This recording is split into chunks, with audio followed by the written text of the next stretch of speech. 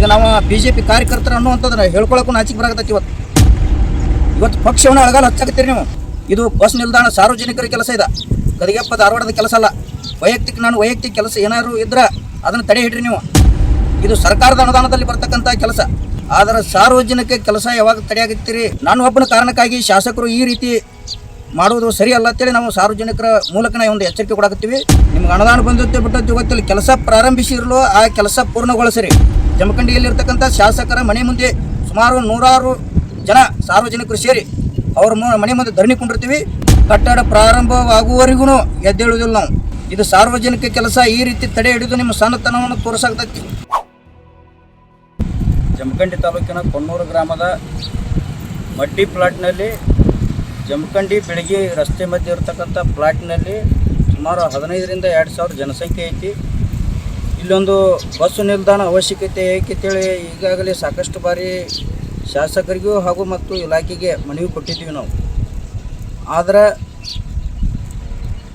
ಏನು ನಾವು ಪ್ರತಿಭಟನೆ ಕುಳಿತಾಗ ಜಮಖಂಡಿ ಶಾಸಕರಾದಂಥ ಜಗದೀಶ್ ಗುರುಗುಂಟೆಯವರು ಬಂದು ಪ್ಲಾಟಿನ ಸಮಸ್ಯೆಗಳನ್ನು ಆಲಿಸುವಾಗ ಇಲ್ಲಿ ಬಸ್ ಸ್ಟ್ಯಾಂಡ್ ನಾವು ಅನುದಾನ ತಂದೀವಿ, ಭೂಮಿ ಪೂಜೆನೂ ಮಾಡ್ತೀವಿ ಅಂಥೇಳಿ ಭೂಮಿ ಪೂಜೆ ಮಾಡಿ ಇದು ಬಸ್ ನಿಲ್ದಾಣದ ಕಟ್ಟಡವನ್ನು ಗುತ್ತಿಗೆದಾರರ ಮೂಲಕ ಕಟ್ಟಡ ಅವತ್ತೇ ಪ್ರಾರಂಭಿಸಿ ಹೋಗಿದ್ದಾರೆ.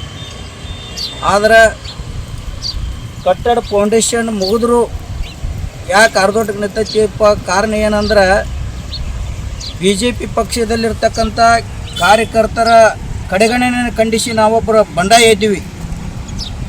ನನ್ನೊಬ್ಬನ ಕಾರಣಕ್ಕಾಗಿ ಇವತ್ತು 100 ಜನ ಸಾರ್ವಜನಿಕರು, ಸುಮಾರು 1500ಕ್ಕೂ ಹೆಚ್ಚು ಸಾರ್ವಜನಿಕರು ಇರುವಂಥ ಸ್ಥಳದೊಳಗೆ ಬಸ್ ನಿಲ್ದಾಣನ ಕಟ್ಟಡ ಪೆಂಡಿಂಗ್ ಇಡ್ರಿ, ಅದನ್ನು ತಡೆ ಹಿಡ್ರಿ ಅಂತೇಳಿ ಇವತ್ತು ಗುತ್ತಿಗೆದಾರರಿಗೆ ಹೇಳಿದಾಗ 1 ತಿಂಗಳಾದ್ರೂ ಕಟ್ಟಡ ಅದು ಯಾವುದೇ ಪೂರ್ಣಗೊಳಿಸೋ ಕೆಲಸ ಪ್ರಾರಂಭಿಸಿಲ್ಲ.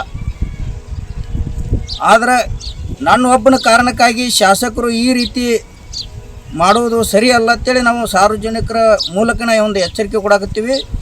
ಇದು ಬಸ್ ನಿಲ್ದಾಣ ಸಾರ್ವಜನಿಕರ ಕೆಲಸ ಇದೆ, ಗದಗೆಪ್ಪ ಧಾರವಾಡದ ಕೆಲಸ ಅಲ್ಲ. ವೈಯಕ್ತಿಕ ಕೆಲಸ ಏನಾದ್ರು ಇದ್ರೆ ಅದನ್ನು ತಡೆ ಹಿಡ್ರಿ ನೀವು. ಆದರೆ ಸಾರ್ವಜನಿಕ ಕೆಲಸ ಯಾವಾಗ ತಡೆಯಾಗುತ್ತೀರಿ? ಇದು ಸರ್ಕಾರದ ಅನುದಾನದಲ್ಲಿ ಬರ್ತಕ್ಕಂಥ ಕೆಲಸ. ಮೇಲಾಗಿ ಏನು ಹೇಳಾಕತ್ತೀರಿ? ಇನ್ನೂ ಕೆಲವೊಬ್ರು ಹೇಳ್ತಾರೆ ಅನುದಾನ ಬಂದಿಲ್ಲ, ಅನುದಾನ ಬರಲ್ದಾನೆ ಕೆಲಸ ಪೆಂಡಿಂಗ್ ಇಟ್ಟಾರ ಅಂತ ಹೇಳಾಕತ್ತೀರಿ ನೀವು. ಸರ್ಕಾರದಿಂದ ಅನುದಾನ ಬರಲಿಲ್ಲ ಅಂದ್ರೆ ಶಾಸಕರು ಯಾವ ರೀತಿ ಪೂಜೆ ಮಾಡಿದರು, ಗುತ್ತಿಗೆದಾರರಿಗೆ ಯಾವ ರೀತಿ ಕೆಲಸ ಚಾಲೂ ಮಾಡಿದರು ಅನ್ನೋದು ತಿಳ್ಕೊಬೇಕಾಗಿತ್ತು. ಇವತ್ತು ನಿಮ್ಗೆ ಅನುದಾನ ಬಂದತ್ತೆ ಬಿಟ್ಟದ್ದು ಗೊತ್ತಿಲ್ಲ, ಕೆಲಸ ಪ್ರಾರಂಭಿಸಿರಲು ಆ ಕೆಲಸ ಪೂರ್ಣಗೊಳಿಸಿರಿ. ಇಲ್ಲದೇ ಇದ್ದರೆ ನಾವು ಬರುವ ಸೋಮವಾರ ದಿನ ಶಾಸಕರ ಮನೆ ಮುಂದೆ, ಜಮಖಂಡಿಯಲ್ಲಿರ್ತಕ್ಕಂಥ ಶಾಸಕರ ಮನೆ ಮುಂದೆ ಸುಮಾರು 100 ಜನ ಸಾರ್ವಜನಿಕರು ಸೇರಿ ಅವ್ರ ಮನೆ ಮುಂದೆ ಧರಣಿ ಕೊಂಡಿರ್ತೀವಿ. ಕಟ್ಟಡ ಪ್ರಾರಂಭವಾಗುವವರೆಗೂ ಎದ್ದೇಳುವುದಿಲ್ಲ ನಾವು. ಅದಕ್ಕಾಗಿ ಸನ್ಮಾನ್ಯ ಶಾಸಕರು ಎಚ್ಚೆತ್ತುಕೊಂಡು ಸಂಬಂಧಪಟ್ಟ ಏನು ಗುತ್ತಿಗೆದಾರರಿಗೆ ನೀವು ನೀಡಿದಿರಿ ಕೆಲಸವನ್ನು, ಅವರ ಮೂಲಕ ಈ ಕೆಲಸ ಶೀಘ್ರ ಪ್ರಾರಂಭ ಮಾಡಬೇಕು, ಮುಕ್ತಾಯಗೊಳಿಸ್ಬೇಕು ಈ ಕೆಲಸ. ಇದು ಸಾರ್ವಜನಿಕ ಕೆಲಸ, ಈ ರೀತಿ ತಡೆ ಹಿಡಿದು ನಿಮ್ಮ ಸಣ್ಣತನವನ್ನು ತೋರಿಸಾಕ್ತೈತಿ. ನೀವು ಯಾರ್ದೋ ಮಾತು ಕೇಳಿ ಈ ರೀತಿ ಸಾರ್ವಜನಿಕರ ಕೆಲಸ ಸಹ ಪೆಂಡಿಂಗ್ ಇಡಾಕತ್ತಿರಲ್ಲ. ಇದು ನಾವು BJP ಕಾರ್ಯಕರ್ತರು ಅನ್ನುವಂಥದ್ದನ್ನು ಹೇಳ್ಕೊಳಕ್ಕೂ ನಾಚಿಕೆ ಬರಾಕತ್ತೈತಿ.